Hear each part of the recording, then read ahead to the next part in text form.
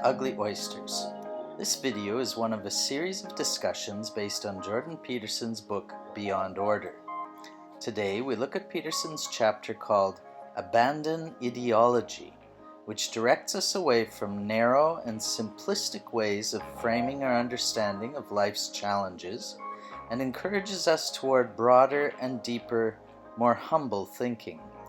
I have posted timestamps below if you wish to locate anything specific, and I do hope you enjoy the view while considering these important ideas for our lives.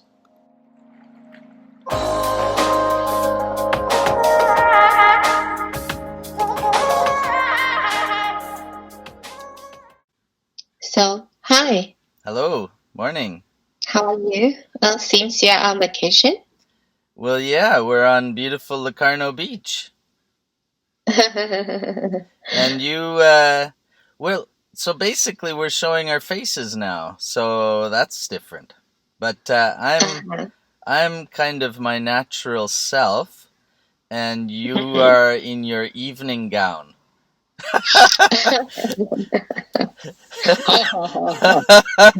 Yeah. So hopefully, this might be, I know some people, they like to see who they're talking to. This might be a little more interesting for them. Put ourselves on the line there. I'm just afraid our channel gonna be so popular, then walking on the streets, people will say hi. Yeah, right. Then I got frightened. So that's why I become this ha ha ha ha. Yeah, well, I think it's not bad.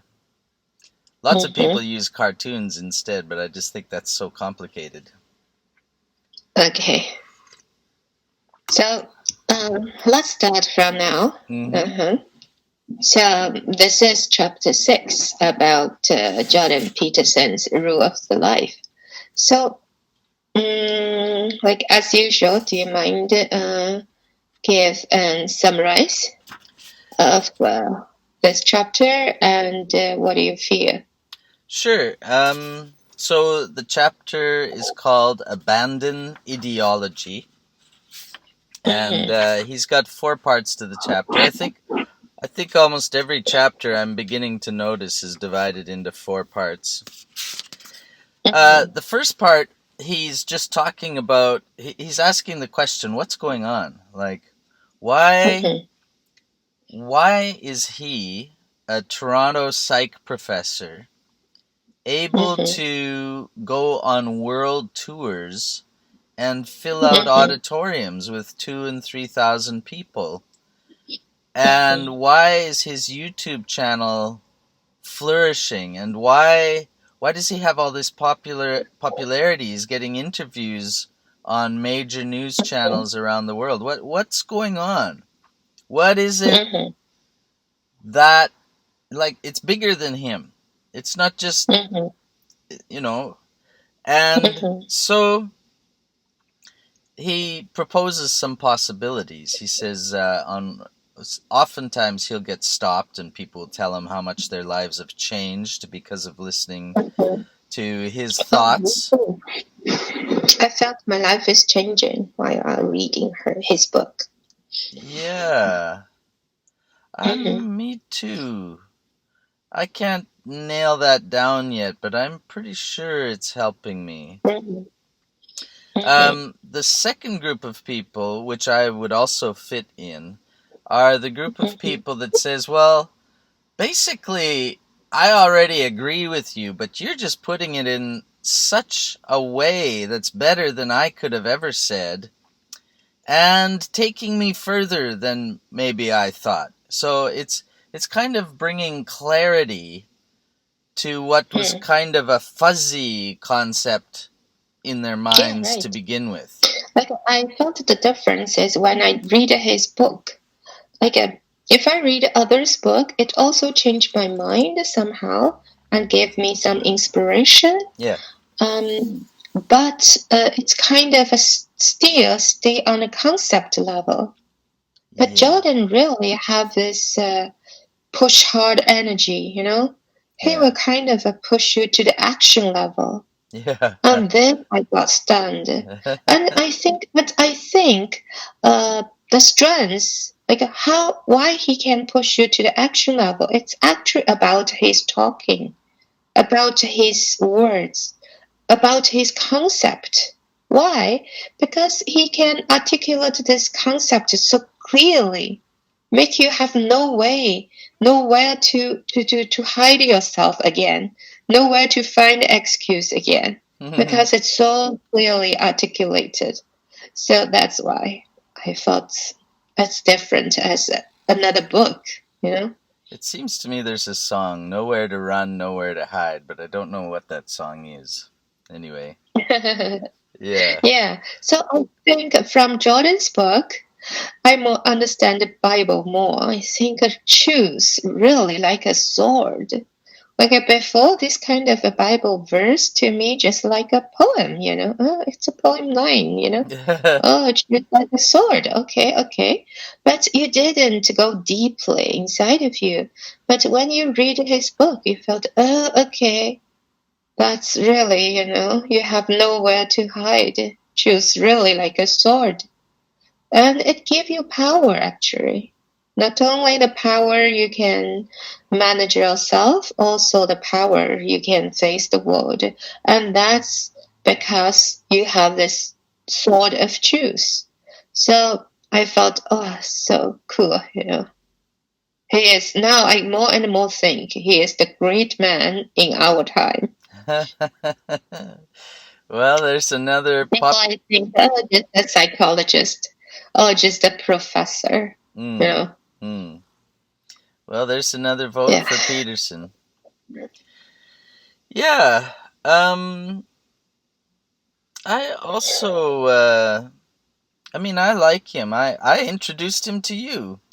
But I Yeah. still can't say why I like him exactly. I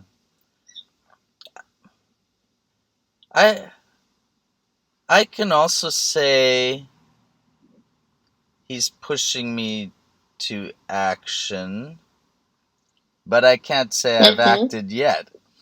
The thing he's affecting me these days is I'm just really thinking about what are my fundamental values. I think that's what he's pushing me to. And I find myself already engaging with people and using a value-based argument, and it seems to be effective. Like, it seems to come across and make sense to the people I'm talking with and kind of settle things, you know.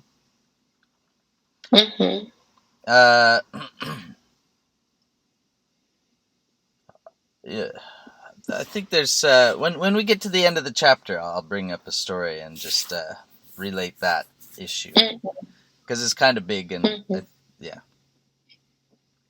So anyway, so we just talked about two things: people's lives being changed, and also people finding their ability to conceptualize more clear.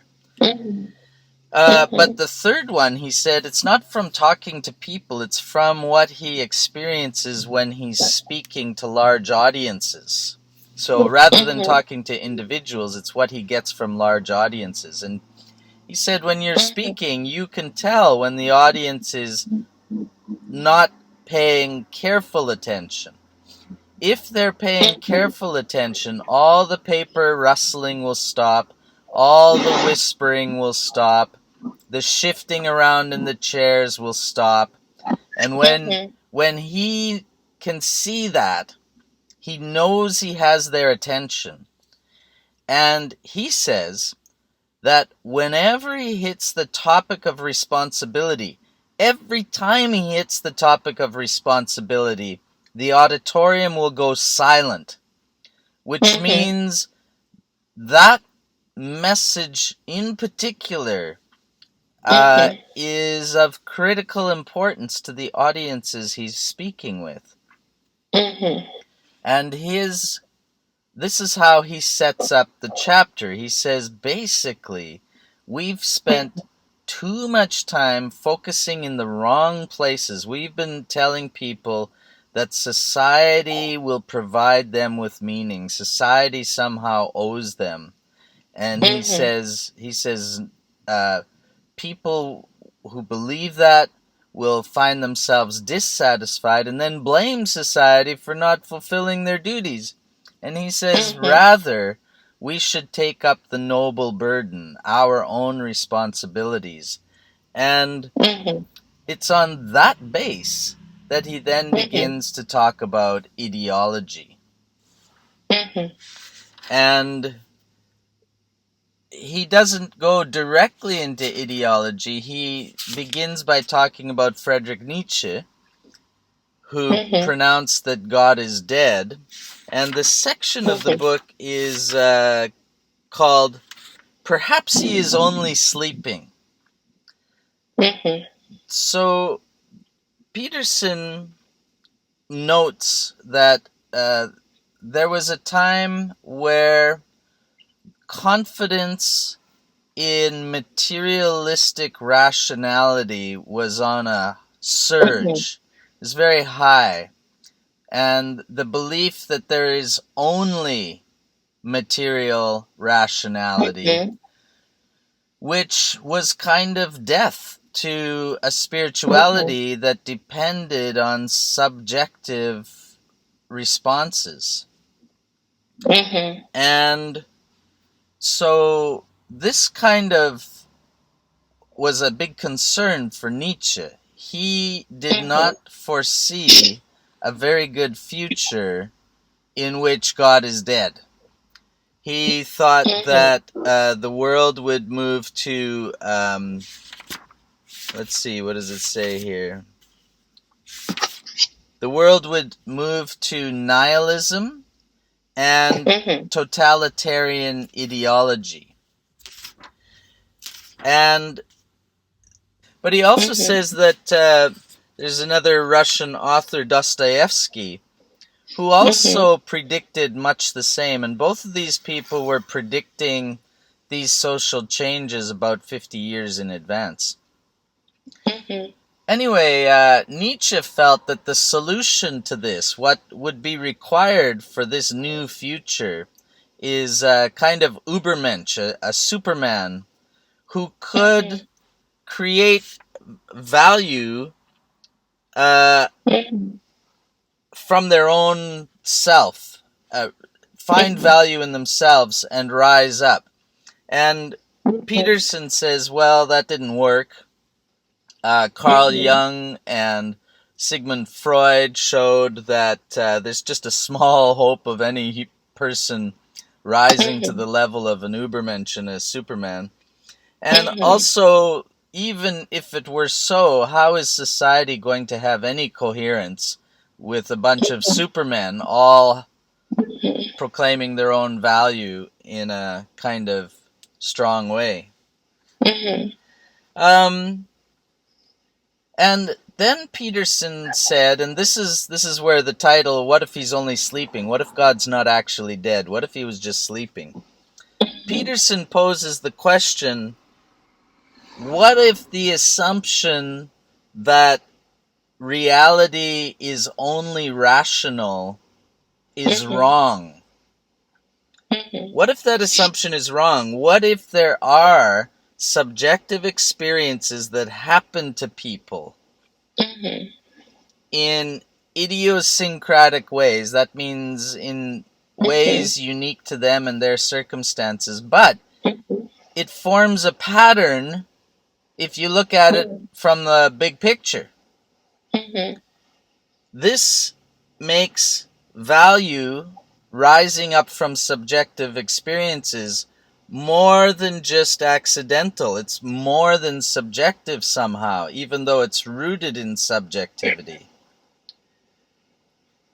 And it makes value real. And he also says we all assume the reality of consciousness. Consciousness comes even before thought. And it's reasonable to assume that there's a biological structure that informs this. And so value is discovered individually, but it has a universal base. And religion has the ability to unite these diverse experiences. So that's his second section. Did you have any thoughts on that part? No. No, okay. No, we continue. So then he comes to the ideological false idols, the false replacements for this complex nature. He talks about basically how do ideologies develop. And he said that they start with a certain limited number of abstractions. On page 169, he names some of those abstractions. He says conservatism, socialism, feminism, postmodernism, environmentalism, etc. And these beliefs are axiomatic. They're like primary. And they must be accepted at the beginning rather than proven. And then from there, a small number of basic principles are established. For example, with Freud, sexuality is at the root of everything. For Karl Marx, economics is at the root of everything. And then once you have this small number of basic principles, then some enemies are identified. Those who do not fit the utopian ideals that suit this ideology. And then they proceed to battle as if, just the way religious fundamentalists would, with a rigid desire for the conformity of everyone around them. And one of the interesting things he says is that conservative religions are more humble than these rigid totalitarians. Why? Because at least the conservative religion still has a God, and that still needed to review themselves if they are following. They have to review themselves. They're still willing to accept that maybe they're wrong, or that they have some fault, or that they need to change. But a fully committed ideologist is a god to themselves. And they're quite, I think, harsh and judgmental, and really more to be feared than a fundamentalist. Like there's all this hoo-hoo about Islamic fundamentalism, and there's good reason for that. But still, I think there's hope for that person to be altered. Give you more of a reasonable example. When I was living in the Middle East, I basically worked for the really wealthy Middle Eastern people. And they're all Arab, the ones I worked with. And so they believe they have the one true God. So they believe they're right. And they're wealthy, so they believe that they have all the power, I mean, I don't know if you know what it's like to live in an environment where everyone around you basically is can have anything they want, and you're the one who just sort of lives off their breadcrumbs. It's kind of what it was like living in the Middle East. But still, if I sat down with one of them, they would speak to me kindly and openly, and they'd sit and pick their toenails in front of me like there was no gap there, no feeling of a gap. And apologies to my mother, but her ideology is feminism, And I remember the day I said to her, I said, some feminists actually believe women are superior to men. And she did not deny it. And suddenly I realized how rigid her belief system is. There's no way for me to match her if she thinks this. I'm always going to be wrong then, basically. Yeah. But Right. that Muslim saw the common humanity between him and I. My mother did not. There's not a common there. You're less, Now, she didn't put it in quite those stark terms, but that's the implications of how she's thinking. Now, she may be different now, who knows? And I don't hold anything against her, but I just use that as an example. That's basically how discrimination comes from. Yeah, I think so. Higher than others. Yeah, I think so. So, and then the last thing Peterson talks about, he's got a section called resentment. I don't know why he writes it in the French. Anyway, resentment. And he says, as these people with these strong ideologies face the impossibility of their low-resolution thinking. Low-resolution thinking, why? Because Peterson claims that the ideologies use simplistic thinking to solve complex problems. And he uses an example in the chapter where he talks about the poor, as if the poor is a single category. Well, there's all kinds of things causing that poverty.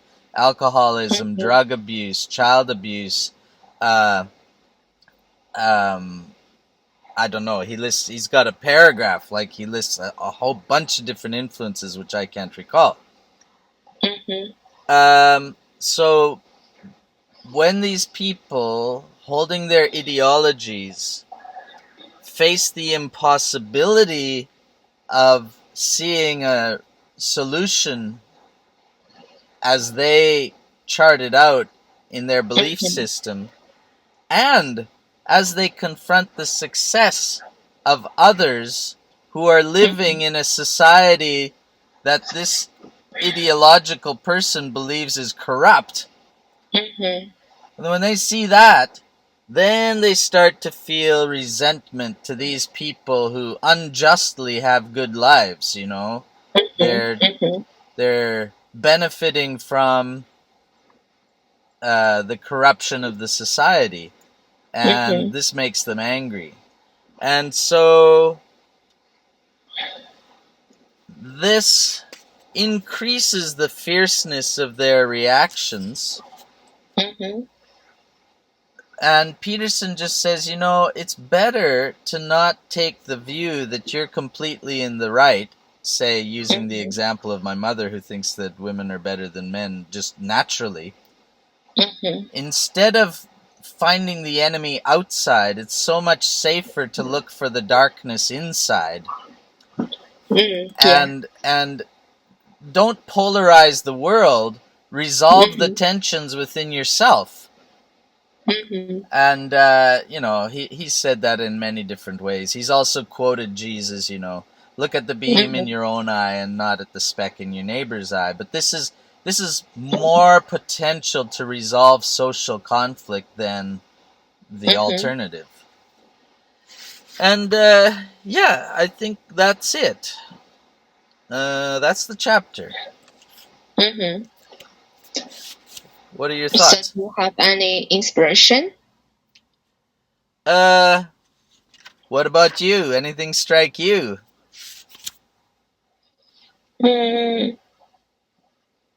I think, to me, because it's related to the debate here with Sam Harris about dogma.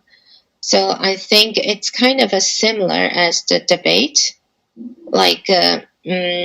about both of them anti-dogmatism.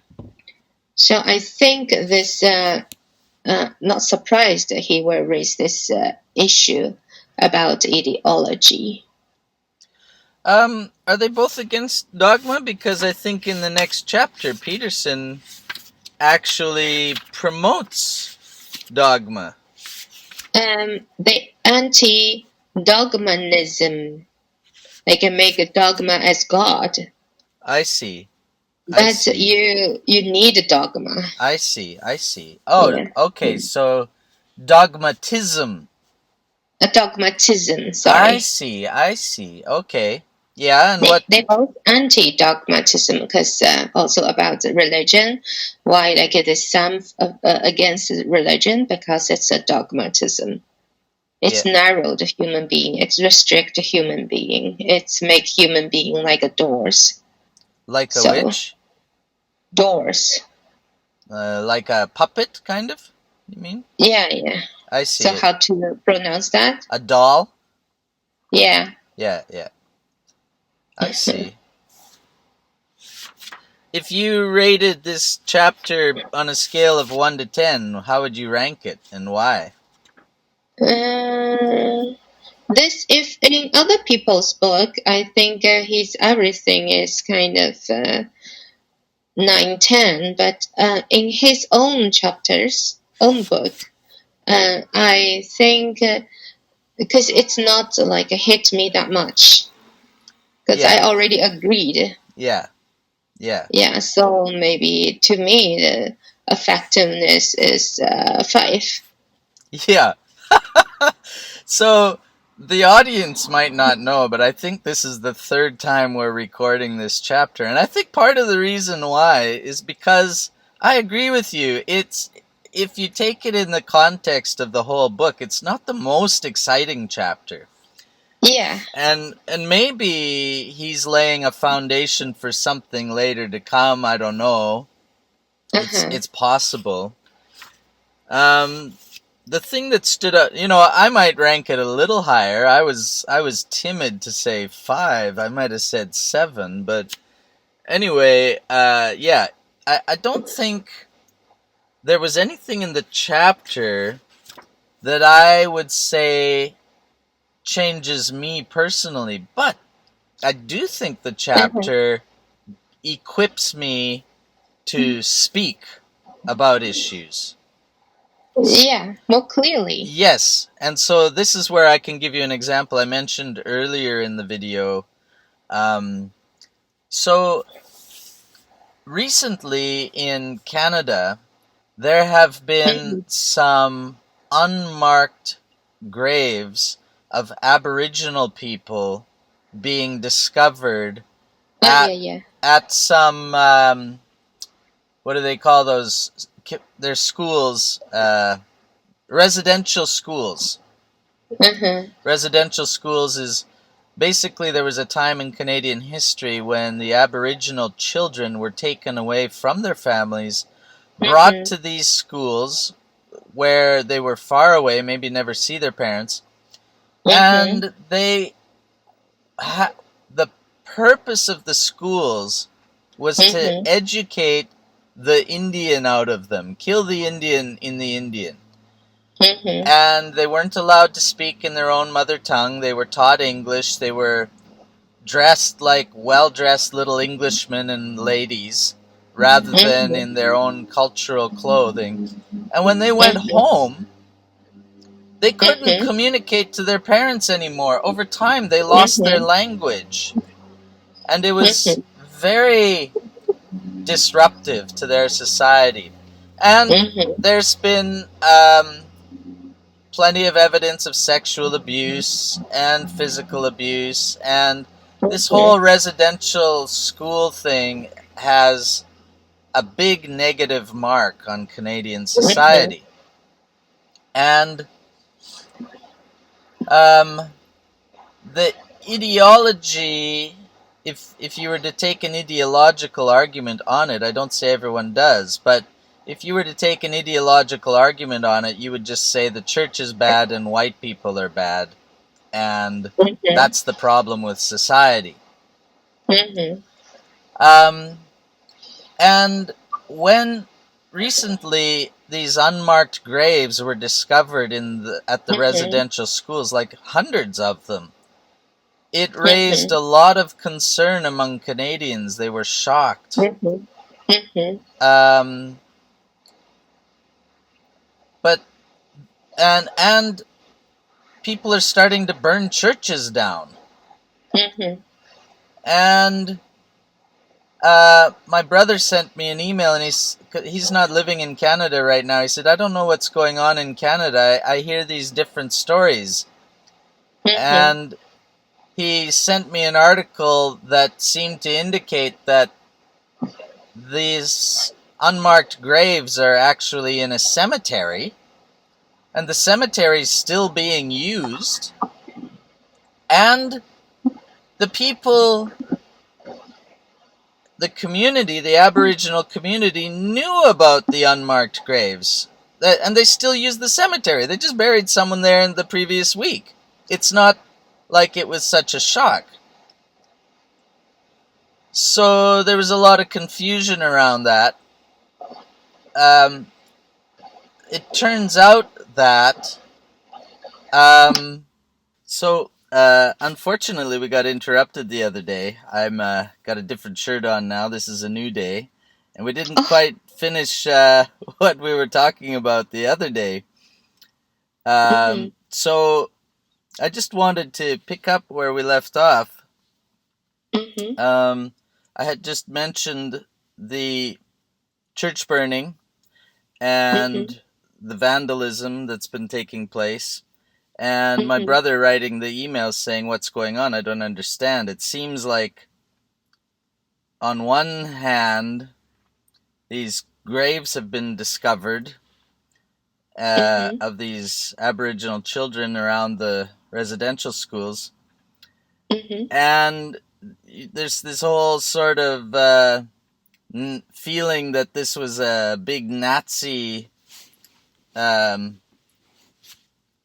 ethnic cleansing kind of thing that was going on.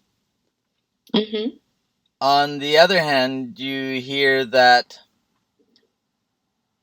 some of these unmarked graves are in actual cemeteries that are still in operation, that the Aboriginal people, the First Nations people, are using. And so there's these confusing stories, and the thing is, there is no real conclusion right now what it is. I think people are still trying to come to the bottom of it. It seems that there may be a real issue in some places where, frankly, you have to wonder what happened, and it seems like something tragic happened. But in other cases, there's no news at all.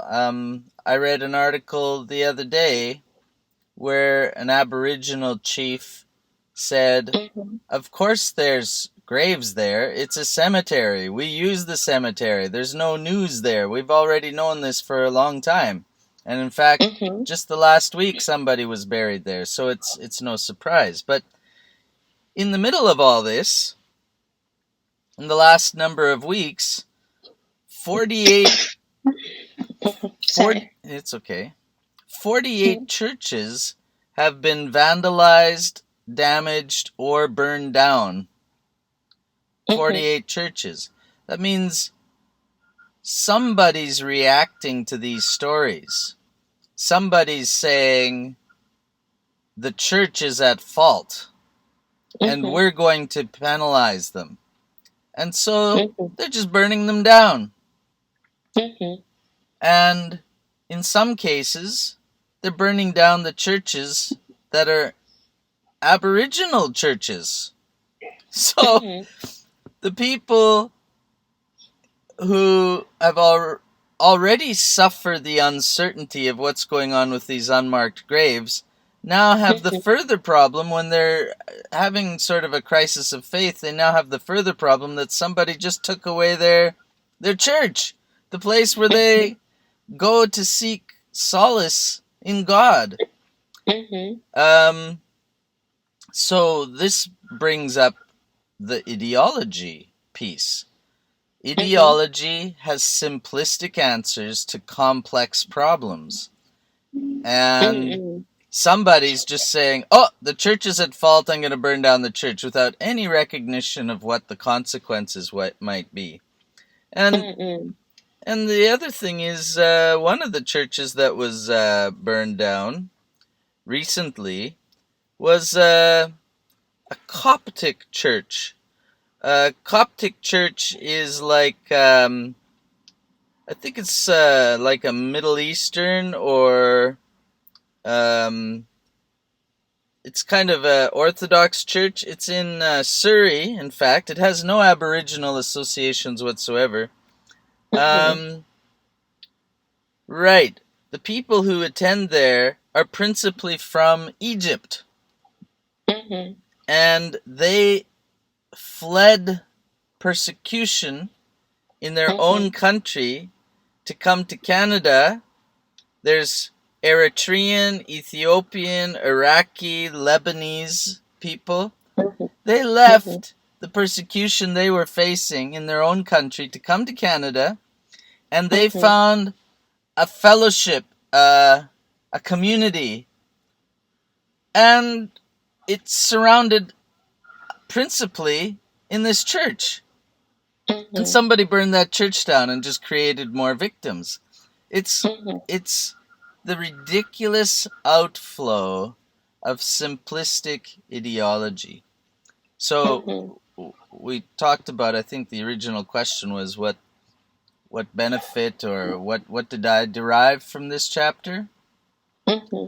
Well, it helped me frame a response to my brother when he writes emails. I think sometimes he reacts to these reactions. This kind of news upsets him a lot. And I think it's reasonable that it upsets him. But then I think it throws him on the other side. He kind of wants to have a simplistic battle he wants to just accuse,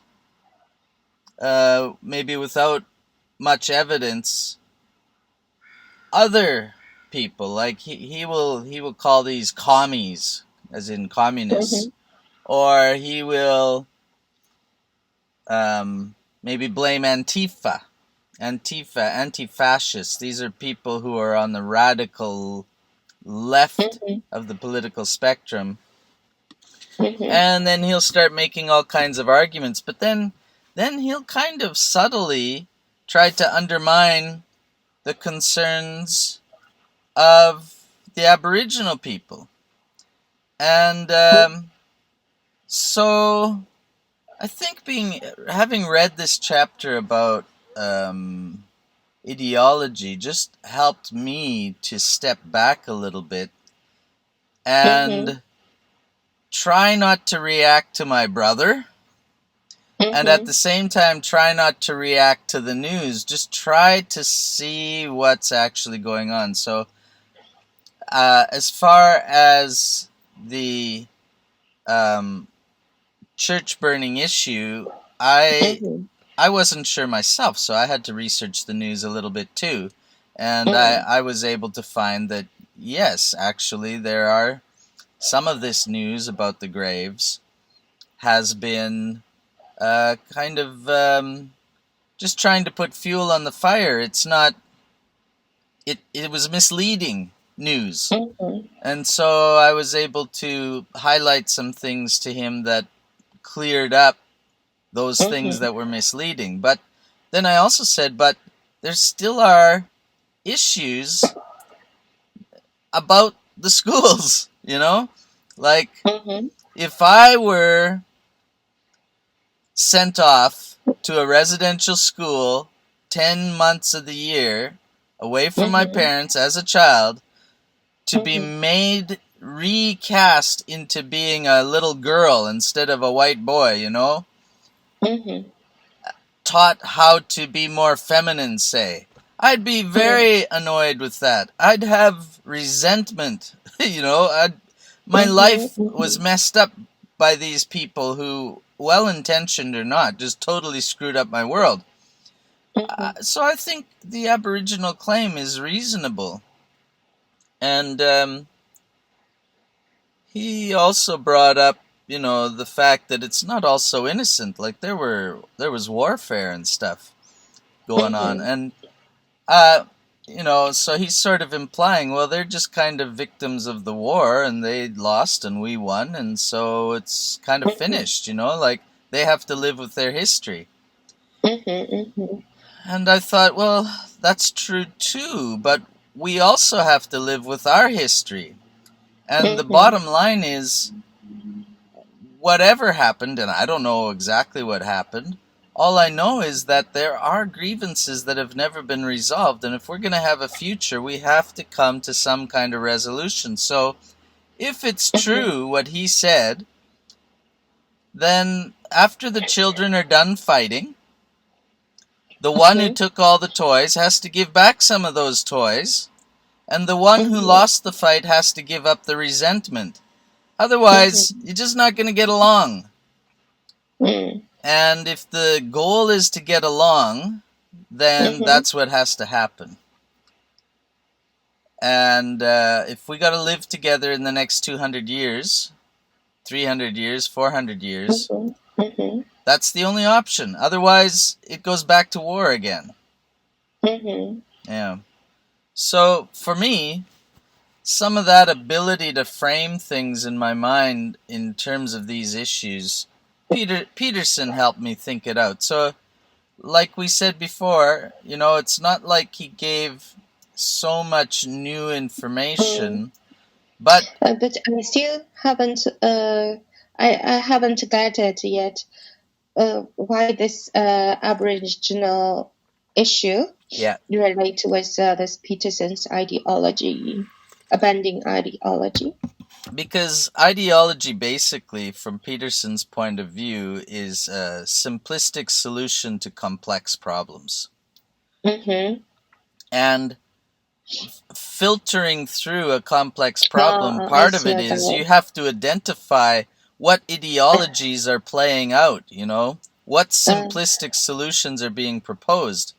And the one simplistic solution is, all churches are wrong, let's just burn them down. Another simplistic solution is, wasn't this war already fought 100 years ago? People have to live with their history. These don't bring a resolution to the problem.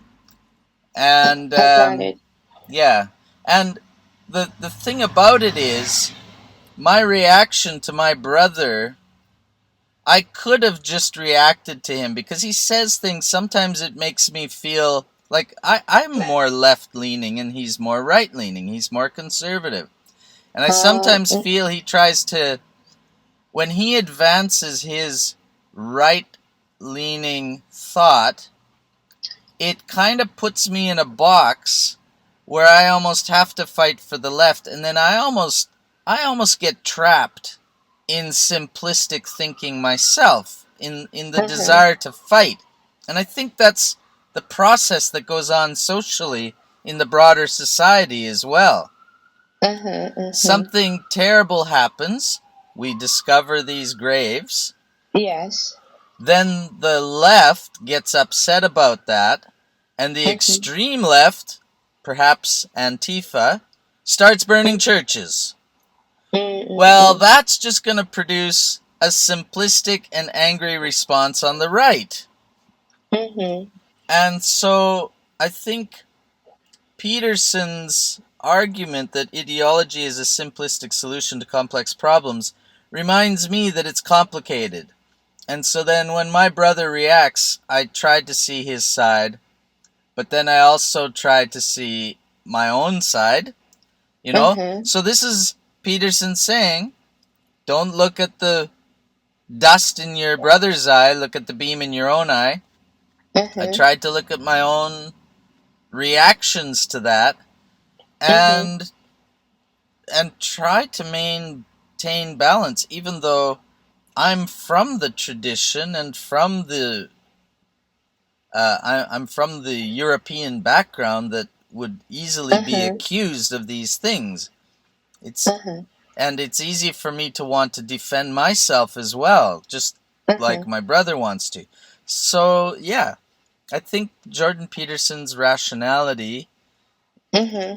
in the face of totalitarian ideology Uh-huh. helped me keep a fairly clear mind. And every time I gave a response to my brother, and these would be mailed out to the rest of the family, it'd be kind of a discussion thing, Mm-mm. it always seemed to settle the conversation. Nobody would argue back.